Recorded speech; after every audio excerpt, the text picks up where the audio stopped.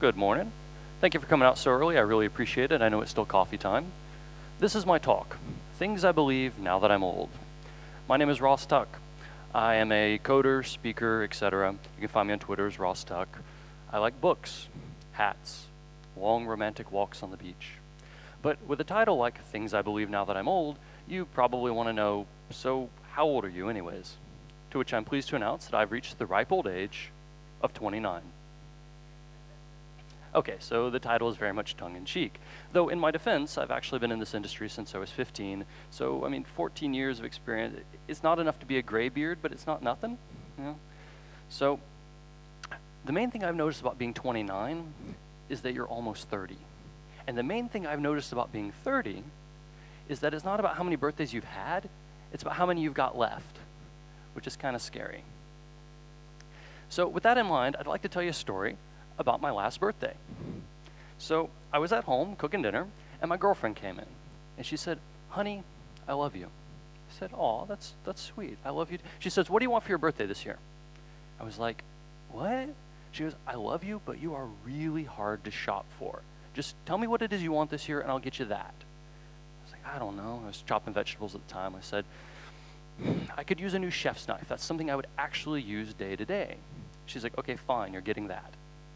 So there's only one problem. My girlfriend is a very, very smart lady, but she doesn't know anything about knives. Luckily, as it turns out, she didn't have to. You see, she's a big fan of this website you might have heard about. It's called Reddit. Couple Redditors in the room? Yeah. Now, the great thing about Reddit, when they're not shafting the remote workers, is that they're full of all these little sub-communities that can help you do anything you want, like Ask Culinary. And the great thing about Ask Culinary is that they have people from kitchens, home cooks, kitchen equipment manufacturers, anyone and everyone, and they will answer any question you have about food. They're a really awesome group. But as it turns out, my girlfriend didn't even have to ask her question. All she had to do was search, and she found several people had asked the exact same question beforehand, so she could just read through a few threads, pick a knife, and then order it for me. And that's how I became the proud owner of a Victorinox Firebrox chef's knife. And I gotta tell you, if you're in the market for a new chef's knife, it's pretty great. Non-slip handle, good balance, sturdy blade, and of course, it's very, very sharp. So this is cool, but it leads to the question, how did my girlfriend, who knows nothing about knives, pick such a great one? Because this is way better than anything we would have got just going down to the store. Well, I would argue it's because she had access to something very special. Advice. She was able to get advice about knives. Now, let me be clear what I'm talking about here. I'm not talking about data like charts and tables about knives. I'm not talking about random facts like what kind of grinding technique or alloys were used. And I'm certainly not talking about related resources where you can go through and become an expert on knives yourself. I'm talking about advice, specific, directed recommendations for your circumstances. Now, in the old days, advice was very special. It came down from on high, from people like Dear Abby or these days Dan Savage. But the internet has changed all that. It has made advice easy to find. Like, I can go to one website and ask questions to experts in any field. Or I can go to another website and ask questions to people who aren't experts in any field. Right? I can find out, where should I eat? What movie should I see? How should I do my job? Where can I go in person to get more advice? So the internet has made advice cheap to give and easy to get, which is awesome because while I have my suspicions about some of you, I personally am not an immortal vampire. I do not have an unlimited amount of time to find out everything it is I want to know, and I have less time all the time. So that is why advice is so valuable. It is essentially distilled experience. It is a quicker way to use a body of knowledge without having to build it up yourself, which is already pretty great. But we're developers, and we always want to optimize and get more out of something, right? So in that spirit, today, I would like to give you some advice about advice. And to illustrate my points, I'm going to use actual advice I've been given. And if that makes you think, we need to go deeper, then I'll remind you that you're developers, and it's called recursion, not inception. Okay? So,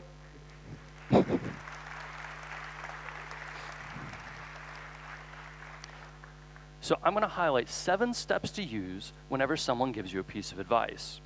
All right, so let's dive in. Step 1. It may not be the most polite thing to say, but But I think whenever someone gives you a piece of advice, the very first thing you should do is consider the source. Consider the person giving you the advice. I like to do this on sort of a graph or a chart kind of thing. On the one axis here, we have the capability of the person. Are they experts in the field? Do they have a lot of experience? Or perhaps they're just starting out, or maybe even actively bad at it. On the other axis here, we have how helpful the person is to you. Are they sympathetic to your cause? Are they invested in your success? Or perhaps they're actively harmed by what you're trying to do. Now, if you're going to plot somebody in your company on this chart, you might put a lead developer, say, here. Lots of experience, generally very helpful. They really, they want you to succeed. You work for the same company. But I would put a junior developer, say, here. They're not as much experience as a lead developer, but still pretty good at what they do. But just a little smidge more helpful. I don't know why that is about junior developers. Maybe they want to make a good impression. They're still very enthusiastic, or they haven't learned the value of saying no yet. I don't know. But junior developers are just a little bit more helpful. Now keep in mind, this isn't about who's right or who's wrong. This is about the weight, the subconscious weight that you assign to every person who gives you advice. And if this is going to be in your decision-making process, you might as well make it explicit. So in general, this can be good and bad. Listen to your elders is typically good advice. These are people with more experience. They want to stop you from making the same mistakes they did. But they're not perfect, and that's where things get tricky. Let me tell you a story from the very start of my career in web development. I was working at this small town web shop, and I was doing a little graphic work for them, like pulling stock photos, cropping images, stuff like that. But I wanted to do more. So I saved up the money I was making every week, and I went out and I bought this book. And it is no understatement to say that this book changed my life. And you can laugh if you want, but this was my first introduction to you open a text editor, you type something, hit save, refresh, and something appears on the screen. And maybe it was just an HTML table, but it was magical to me, and I was hooked instantly. So I'd been dragging this book around with me everywhere, doing the exercises at lunch, reading through it, talking about it with my colleagues. And that went on for a good, few weeks. But eventually they came up to me and they said, Ross, we think it's awesome that you're trying to expand your skill set. We really, really appreciate that. But we think you should stop with this HTML stuff, because Flash is the future of the internet. Now, keep in mind, this was the year 2000. There was a lot of crazy stuff happening in IT in the year 2000, okay? So at the time, it seemed kind of legit. They were not alone in this opinion. Spoiler alert, it didn't quite turn out that way, but admittedly, it did take the better part of a decade, right? So my colleagues, genuinely helpful, genuinely interested in giving me the right guidance, but when it came to predicting industry trends, maybe not their strong suit, okay? Now, keep in mind, I'm not saying I was any smarter than they were, and that was definitely not the case at that point in my career. But what I did do was consider the source. I realized that these were guys who've been working for the same company in the same small town, building the same stuff for the same clients who wanted the same thing their neighbor had. And that was a very narrow view on the industry. But if I took a broader view and I looked around online at where the industry was going, what the trends were, things like that, it gave me the idea that maybe HTML was the right investment for me at that time. And I think it paid off. So that's kind of this first axis, the capability of the person. But what about this other one, the helpful, unhelpfulness axis? Well, the good news is that in general, people are good. People want you to succeed. They want you to be awesome, okay? The danger is when you get advice like, your money is safe with Goldman Sachs.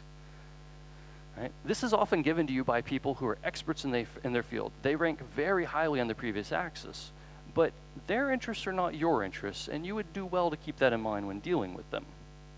And once in a while, you're just going to meet somebody who has it out for you. Some of you might be familiar with Joined In. It's a rating system for speakers. You can give them constructive feedback on how to improve. You can talk about events, stuff like that. Great website. Let me share an actual review I've gotten on Joined In. 1 star out of 5 said, I guess I'm the only one that did not like the presentation. Way too fast, and he seemed somewhat arrogant. What's up with the hat? Are you a cowboy in real life? Okay, so this person kind of strikes out on both axes for me, because first off, the tone is clearly insulting. I don't know what I've done to this person, but they really don't like me, so maybe I shouldn't take advice from them. And at the same time, I question their capability in dealing with the world if they think that this is a cowboy hat, okay?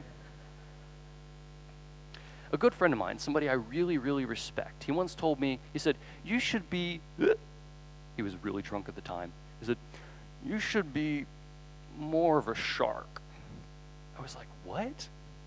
But I've realized eventually what he was trying to tell me is I should stand up for myself more often. I should not worry so much about being the good guy. Because, yeah, you have to take care of you. Ultimately, nobody else is going to. That doesn't mean you have to be a jerk. There are nice sharks in the world, but don't be a pushover. Okay? Now that brings us to step 2. You've considered the source. The advice seems to pass a bit of a laugh test. Now it's time to consider the context. Consider the context of the advice and if it actually fits with your situation. Another example. Several years ago, I moved from the US, where I was born, to the Netherlands, where I reside to this day. I generally think it's one of the best decisions I ever made in my life, and I'm really, really happy there. And occasionally, I get an email from people I meet in the US who want to know, like, you know, that worked out really well for you. Should I consider doing the same thing? And I always give them the same advice. I say, when I moved here, I had 1 laptop bag, 2 suitcases, and 14 cardboard boxes that I shipped later. Some of the people who email me, on the other hand, they have kids. They have a house, a spouse, maybe a pet mouse, I don't know. And while you can move to a foreign country and succeed in that situation, you have to admit it is a very different situation.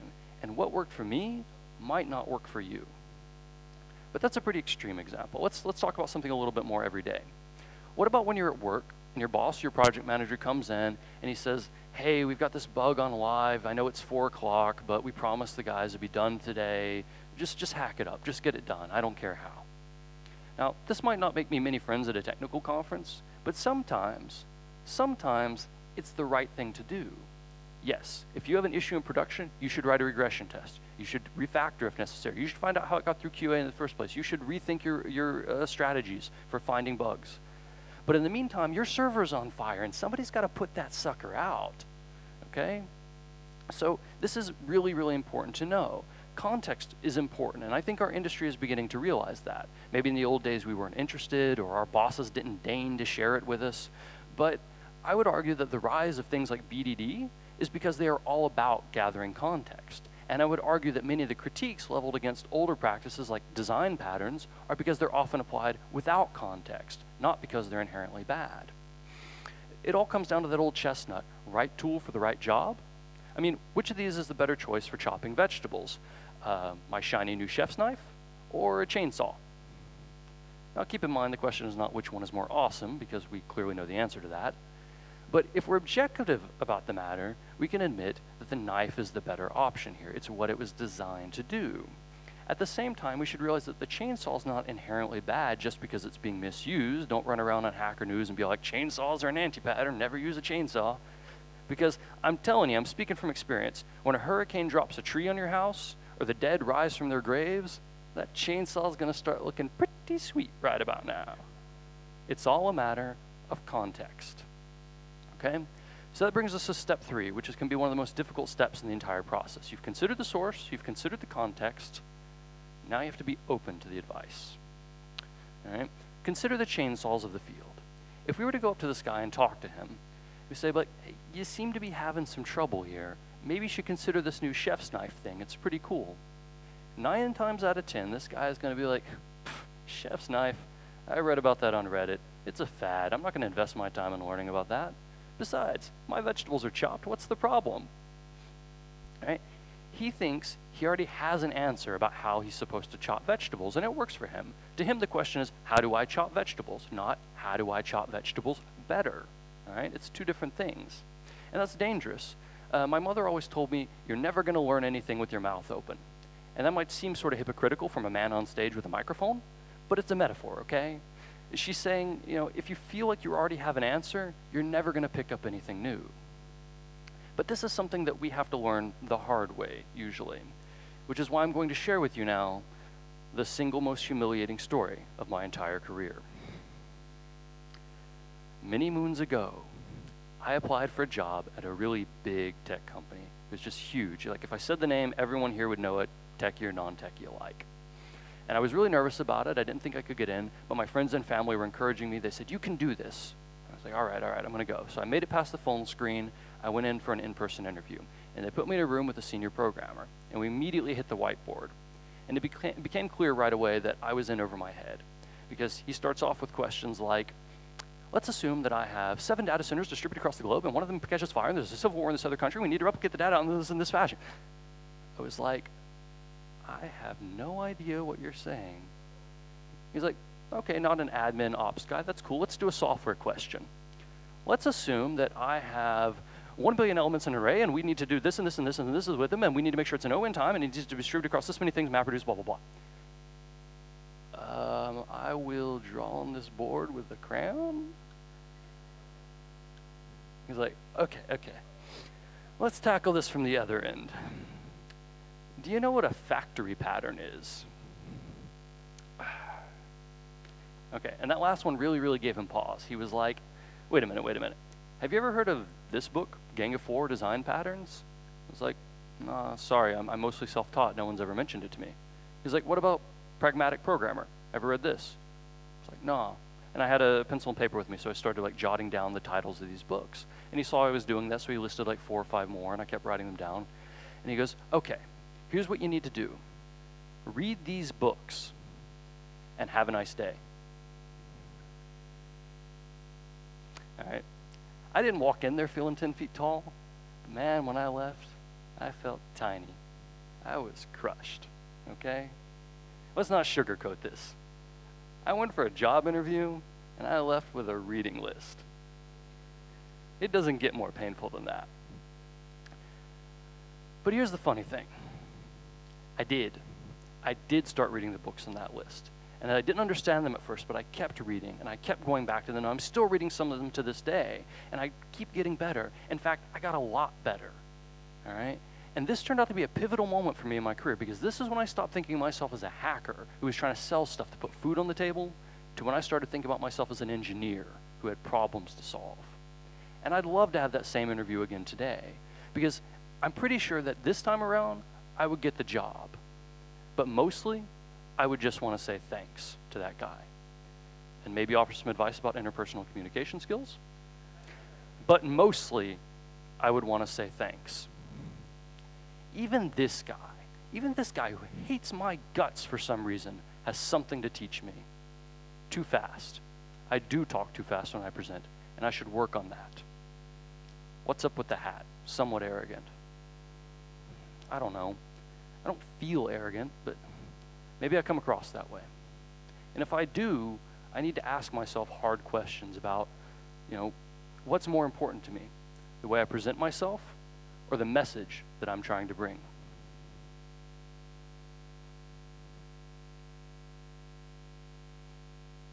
You have to be open to advice, even if you don't want to hear it, especially if you don't want to hear it. Bruce Lee said, "Do you know why this cup is useful? Because it is empty." Step 4. You are considered the advice, the source, the context. You are open to it. Now it's time to put it in practice. Otherwise, it doesn't mean anything. Now, I Googled a lot for quotes about advice when I was writing this talk, advice about advice.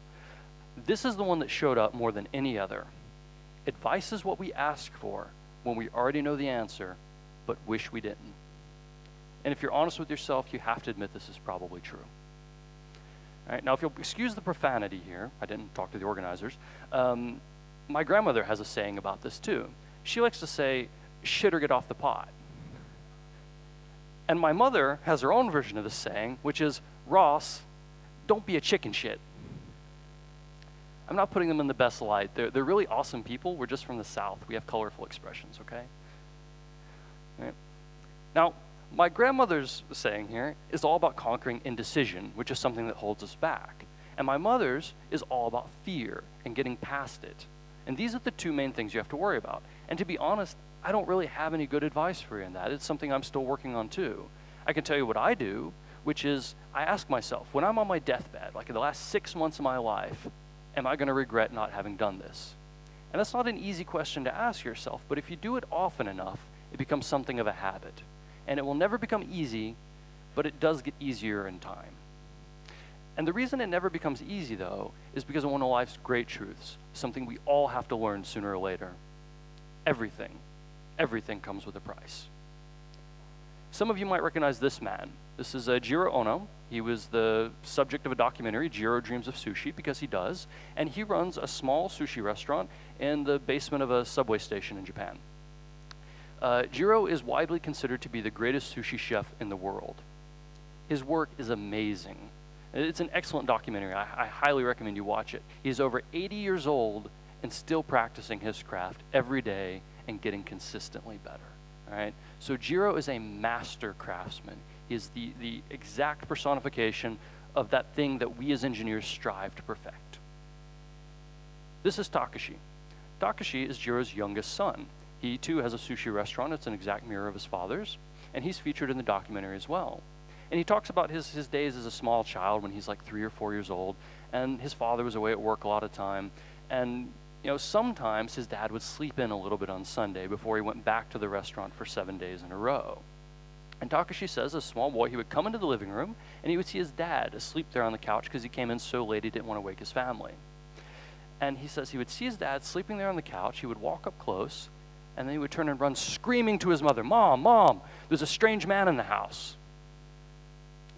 All right? Jiro is a master craftsman, but to get there, he had to make it so that his own son did not recognize him. That is a hell of a price to pay. Hell of a price to pay. All right? Now, this tension between craft and family is it's the price that we talk about the most.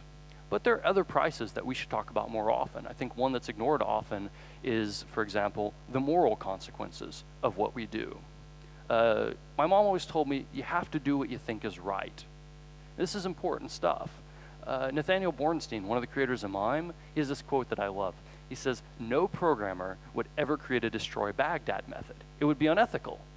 We would create a destroy city method that you could give Baghdad to as a parameter." All right? The ethics of what we do are extremely important as developers. It is something that we overlook. And whether we kid ourselves about it or not, we have a lot of power in today's world, and we should use that to do good. At the risk of being cheesy, there is a dark side. It is a very real thing. And yes, they do have cookies, but those may come at the cost of your soul. And that's something you have to be prepared to deal with. Ultimately, there's a price. You either pay it or you don't pay it.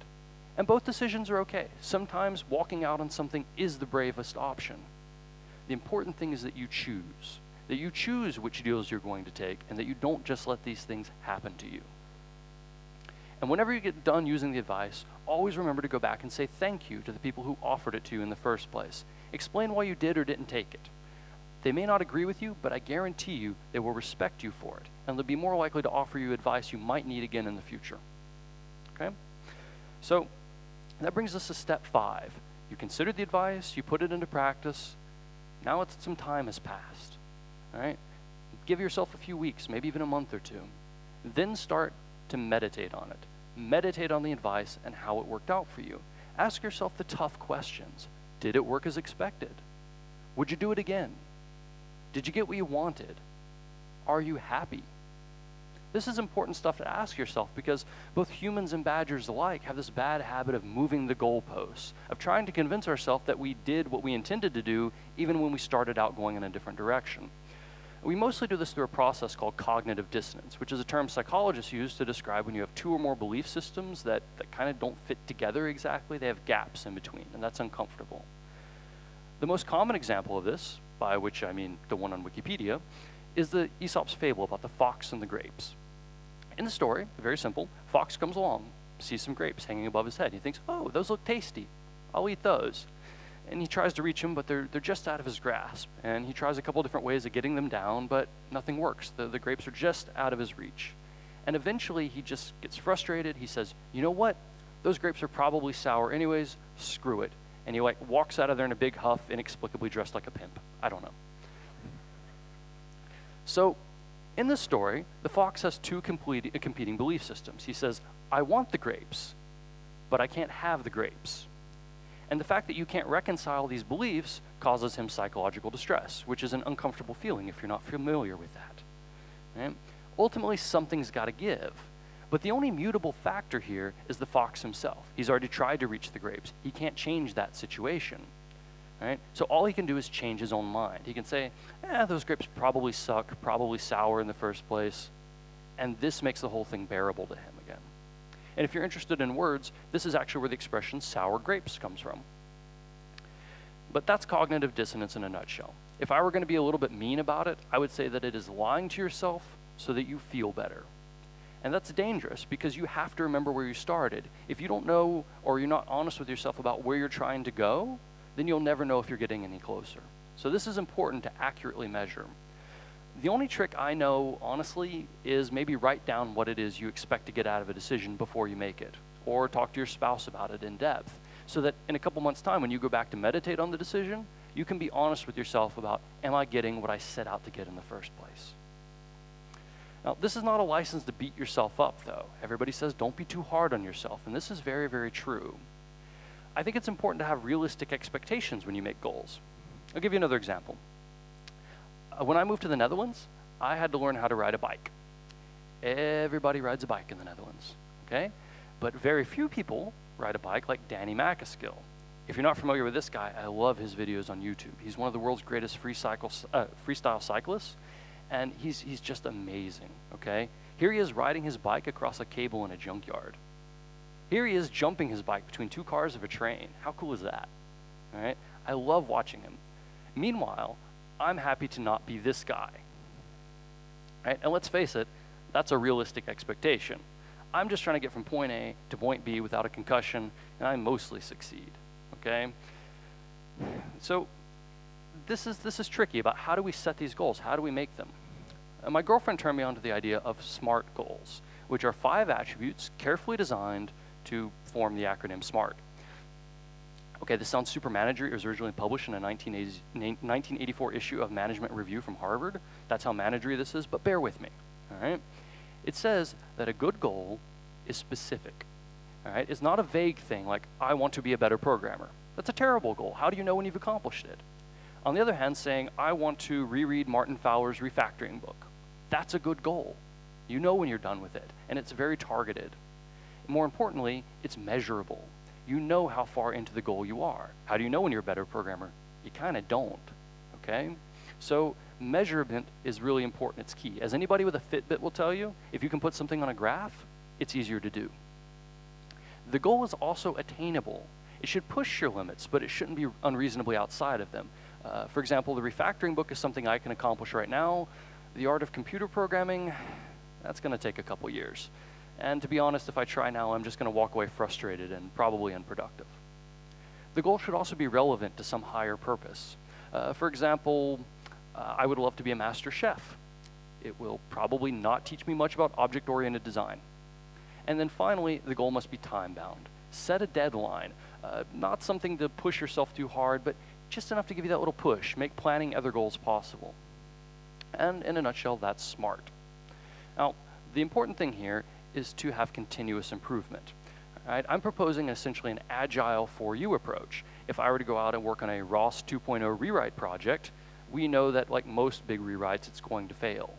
But if I make small, continuous changes, then I can achieve sustainable growth. Now, the key to that is having the drive to always go forward. Some of you might be familiar with this concept of a tiger mom.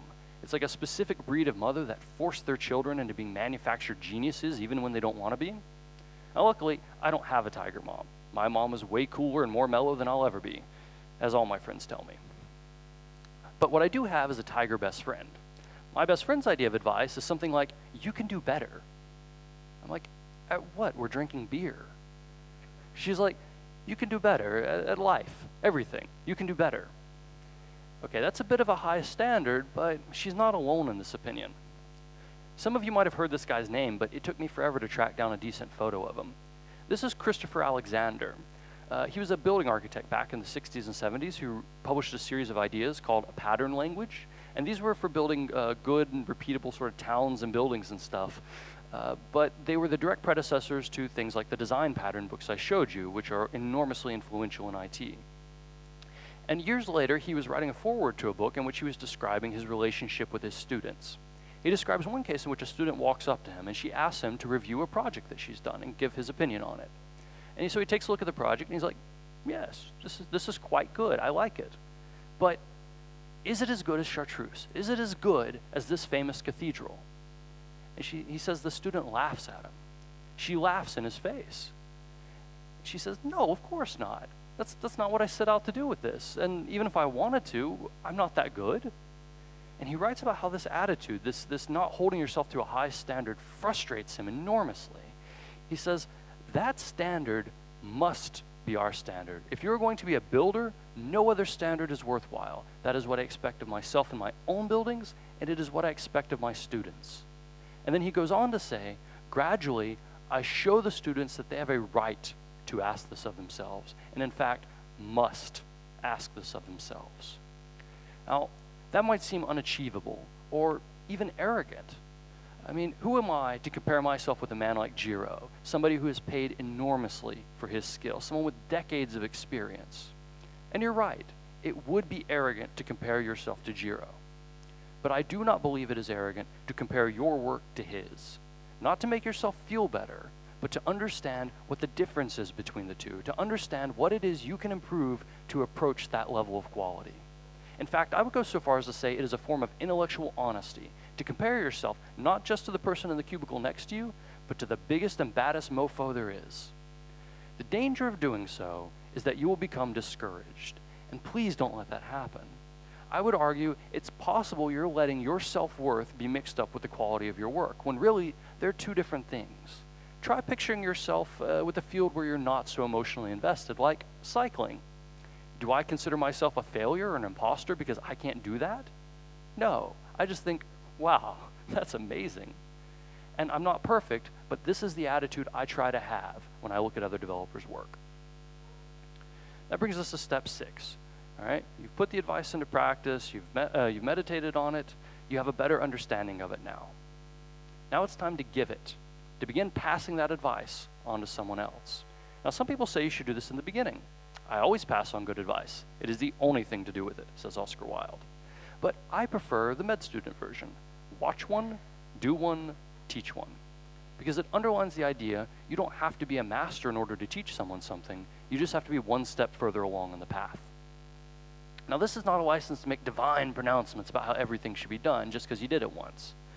Start with small things. I'll give you an example. I was at a conference a year ago.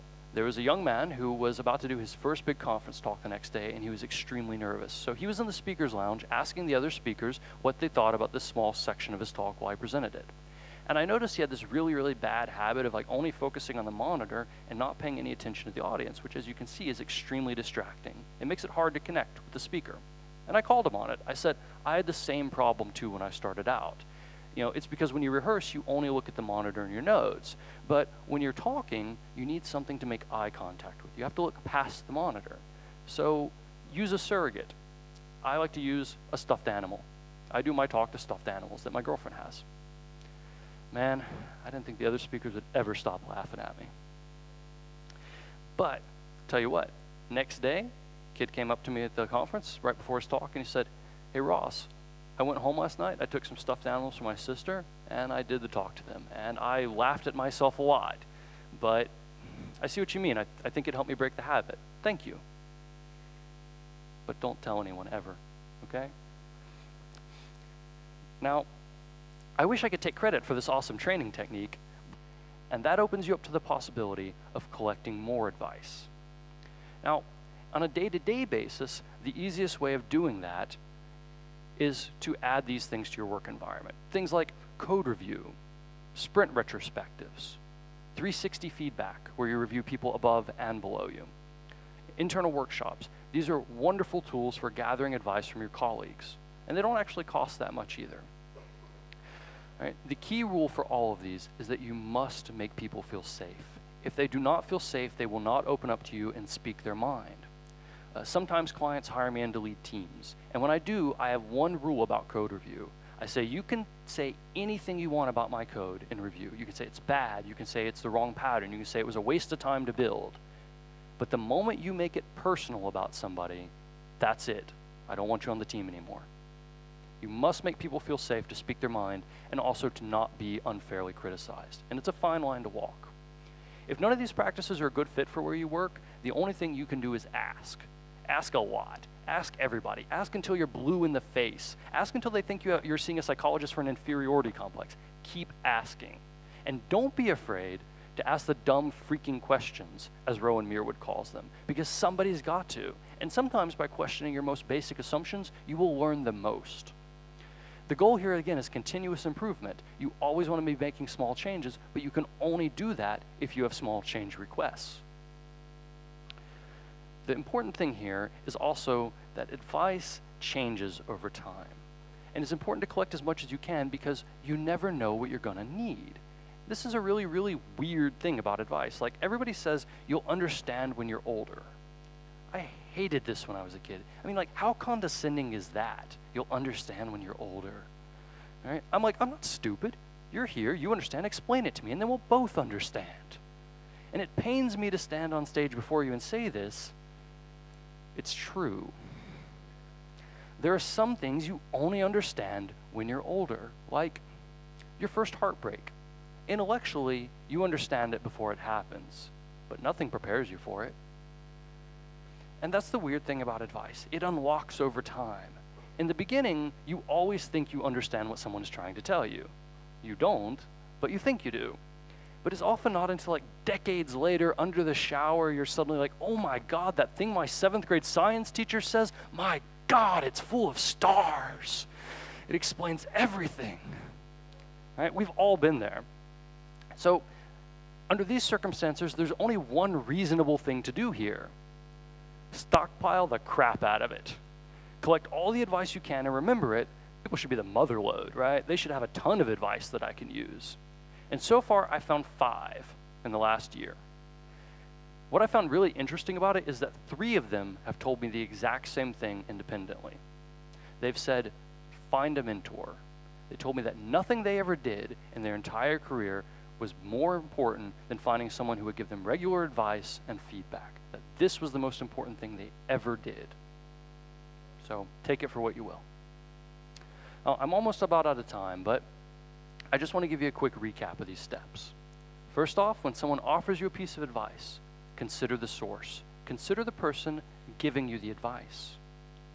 Consider the context. Does the advice apply to your situation? Next, be open to it. Prepare yourself to hear it, even if you don't want to, especially if you don't want to. Then, put it into practice. Otherwise, it's worthless. After some time has passed, meditate on it. Think about what it's accomplished for you. And then, give it. Pass it on to someone else. If it was good advice, recommend it. If it wasn't, warn them away from it. And then finally, hopefully this has changed something so that you can go out and collect more advice. And as I'm sure you've noticed by now, this is one never-ending cycle. You know, Inception. I hope you enjoy the conference today because I think it's going to be really, really amazing. There's going to be a lot of great speakers here today, and I hope that you take the time to listen to them, not just about tech, but also about the bigger lessons that they're trying to impart to you.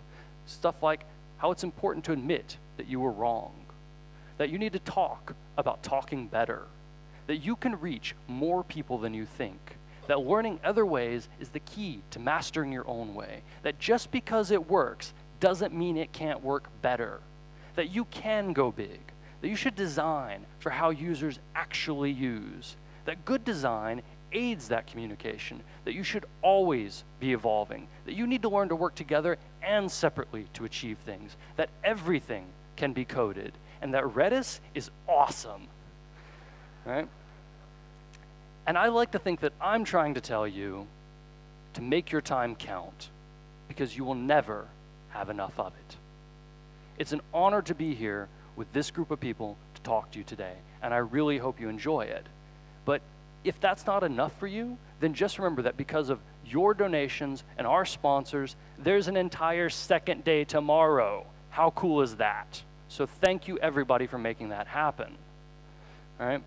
But if I can echo what Caddy said at the beginning, take this time to go out and meet new people while you're here. Not just speakers, but attendees. It comes from things that they've learned, things that they've lived, things that they've paid for. And when someone shares a part of themselves with you in order to make you better or stronger, If that isn't open source, then I don't know what is. This talk is called Things I Believe Now That I'm Old. But really, it's kind of a terrible title. I'm not old. It's not about what I believe. It's not even about me. It's about the people who helped get me here today. And this talk should be for them. It should be called The people I believe in now that I'm old. Well, older. Thank you for your time.